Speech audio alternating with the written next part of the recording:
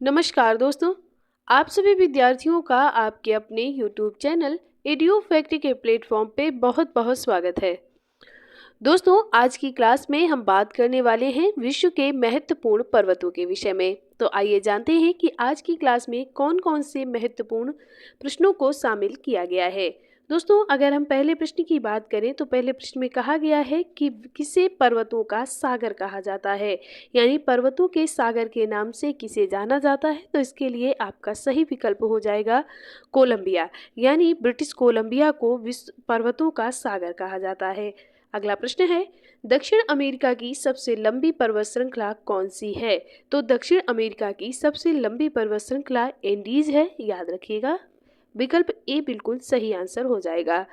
अगला प्रश्न है, उत्तर अमेरिका की सबसे लंबी पर्वत श्रृंखला कौन सी है। तो उत्तर अमेरिका की सबसे लंबी जो पर्वत श्रृंखला है वो आपकी रॉकी हो जाएगा। इस हिसाब से आपका विकल्प सी बिल्कुल सही आंसर हो जाएगा। अगला प्रश्न है, एशिया की सबसे लंबी पर्वत श्रृंखला कौन सी है। तो एशिया की सबसे लंबी पर्वत श्रृंखला कौन सी है, तो वो है आपकी हिमालय पर्वत श्रृंखला। विकल्प सी बिल्कुल सही आंसर है। अगला प्रश्न है, ऑस्ट्रेलिया की सबसे लंबी पर्वत श्रृंखला कौन सी है।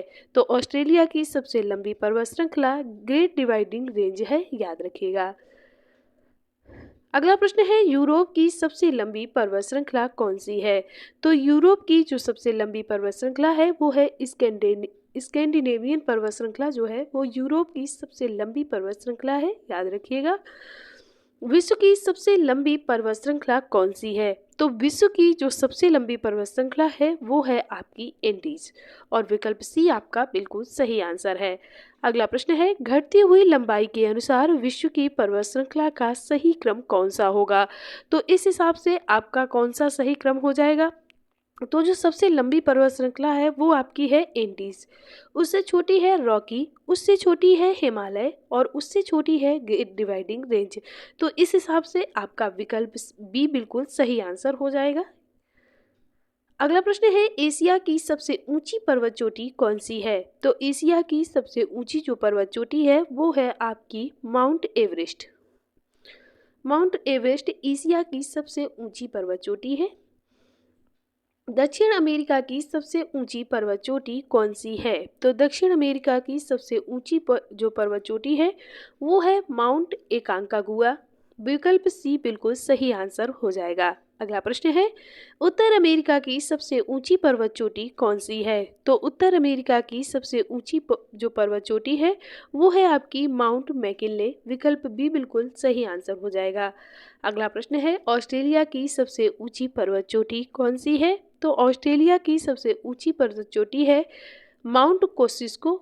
ये ऑस्ट्रेलिया की सबसे ऊंची पर्वत चोटी है। अगला प्रश्न है, अफ्रीका महाद्वीप की सबसे ऊंची पर्वत चोटी है कौन सी है। तो ये है आपकी विकल्प बी किलिमंजारो।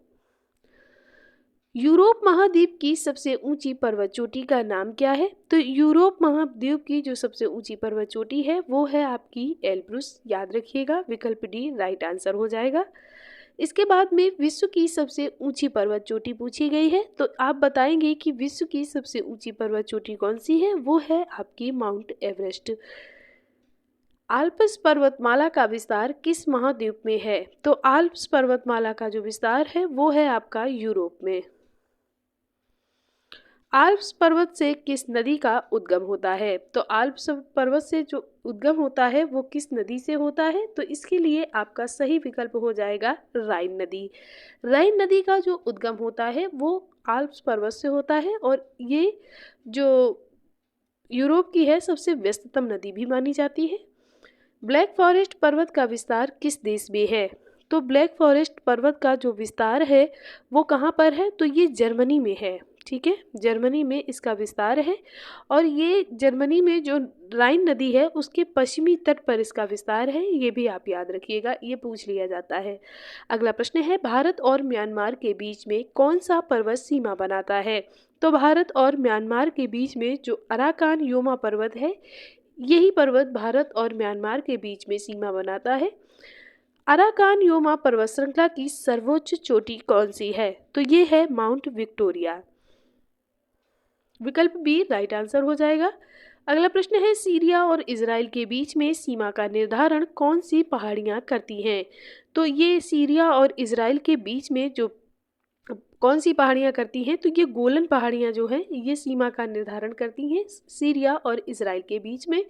विकल्प सी आपका राइट आंसर हो जाएगा। अगला प्रश्न है, दक्षिणी आल्प्स पर्वत का विस्तार है कहाँ पर है? तो दक्षिणी आल्प्स पर्वत का जो विस्तार है वो न्यूजीलैंड के पश्चिमी भाग में है, याद रखिएगा, न्यूजीलैंड के पश्चिमी भाग में। दक्षिण अफ्रीका का सर्वोच्च पर्वत शिखर कौन सा है? तो दक्षिण अफ्रीका का ड्रैकेंसबर्ग जो पर्वत है ये सर्वोच्च पर्वत शिखर है, याद रखिएगा। एशिया की रीढ़ किस पर्वत को कहा जाता है? तो एशिया की रीढ़ कुनलुन पर्वत को कहा जाता है। विकल्प सी आपका सही विकल्प हो जाएगा। माउंट टिटलिस जो है वो कहाँ पर स्थित है? तो जो इसकी स्थिति है वो कहाँ पर है? ये स्विट्जरलैंड में इसकी स्थिति है, याद रखिएगा। और ये एक ज्वालामुखी पर्वत है, ये भी आप याद रखिएगा, ठीक है। इसका जो निर्माण हुआ है वो ज्वालामुखी से हुआ है, याद रखिएगा ये प्रश्न। अगला प्रश्न है, एपिनाइन पर्वत का विस्तार कहाँ पर है या ये कहाँ पर स्थित है? तो इसके लिए आपका सही विकल्प हो जाएगा कि ये इटली में स्थित है। अगला प्रश्न है, फ्रांस और स्विट्जरलैंड के मध्य में कौन सा पर्वत सीमा बनाता है? तो फ्रांस और स्विट्जरलैंड के बीच में जो पर्वत है वो जूरा पर्वत है, ये सीमा बनाता है फ्रांस और स्विट्जरलैंड के बीच में। फ्रांस और स्पेन के बीच में कौन सा पर्वत सीमा बनाता है? तो इसके लिए आपका सही विकल्प हो जाएगा पिरेनीज पर्वत।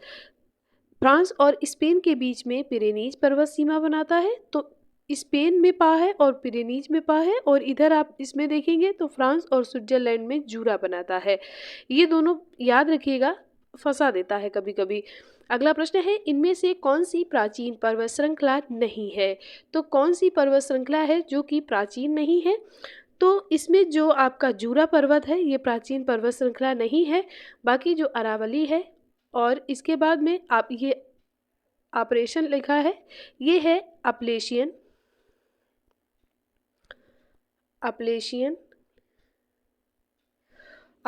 पर्वत श्रृंखला और एपिनाइन पर्वत श्रृंखला। ये सभी जो पर्वत श्रृंखलाएं हैं ये प्राचीन पर्वत श्रृंखला की श्रेणी में आती हैं, जबकि जूरा पर्वत जो है ये एक पर्वत है जबकि श्रृंखला नहीं है। अगला प्रश्न है, ब्लैक फॉरेस्ट पर्वत उदाहरण है किसका उदाहरण है?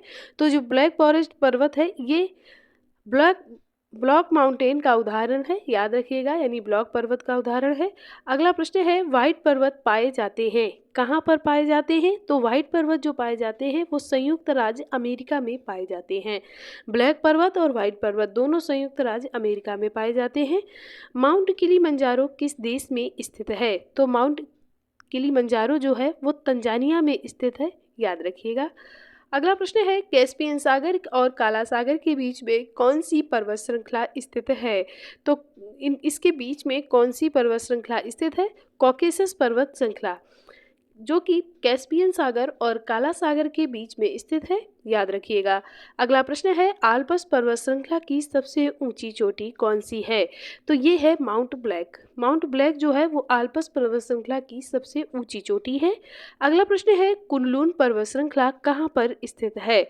तो जो कुनलुन पर्वत श्रृंखला है ये कहाँ पर स्थित है? तो आप बताइएगा कि ये चाइना में स्थित है, याद रखिएगा। अगला प्रश्न है, पाकिस्तान और अफगानिस्तान की सीमा बनाता है कौन सा पर्वत बनाता है? तो ये आपका हिंदू कुश पर्वत श्रृंखला जो है ये पाकिस्तान और अफगानिस्तान के मध्य में सीमा बनाता है। अगला प्रश्न है, यूराल पर्वत श्रृंखला अलग करती है किसको अलग करती है? तो ये यूरोप से एशिया को या एशिया से यूरोप को अलग करती है। अगला प्रश्न है, सुलेमान पर्वत श्रृंखला कहाँ पर स्थित है? तो जो सुलेमान पर्वत श्रृंखला है ये आपका पाकिस्तान में स्थित है, याद रखिएगा। विंसप मासिफ कहाँ की सर्वोच्च चोटी है या सबसे ऊंची चोटी है? तो ये कहाँ की है? ये अंटार्कटिका की सबसे ऊंची पर्वत चोटी है, याद रखिएगा। विकल्प सी राइट आंसर हो जाएगा। माउंट एवरेस्ट किस पर्वत श्रृंखला का हिस्सा है? किस पर्वत श्रृंखला का हिस्सा है? तो माउंट एवरेस्ट जो है वो काराकोरम रेंज का हिस्सा है। विकल्प बी आपका राइट आंसर हो जाएगा। अगला प्रश्न है, माउंट मैकिनले किस श्रृंखला का हिस्सा है? तो माउंट मैकिनले जो है ये अलास्का का हिस्सा है, ये भी आप याद रखिएगा। विकल्प सी आपका राइट आंसर हो जाएगा। अगला प्रश्न है, माउंट एल्बर्ट किस पर्वत श्रृंखला की सबसे ऊंची चोटी है?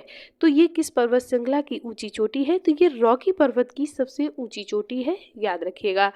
दोस्तों आज की क्लास में इतने ही प्रश्नों को शामिल किया गया है जो कि आपके विश्व के पर्वतों से प्रश्न बनाए गए हैं। अगली क्लास में हम नए टॉपिक के साथ आपसे फिर मिलेंगे। तब तक के लिए आप सभी विद्यार्थियों से नमस्कार और बहुत बहुत आपका धन्यवाद।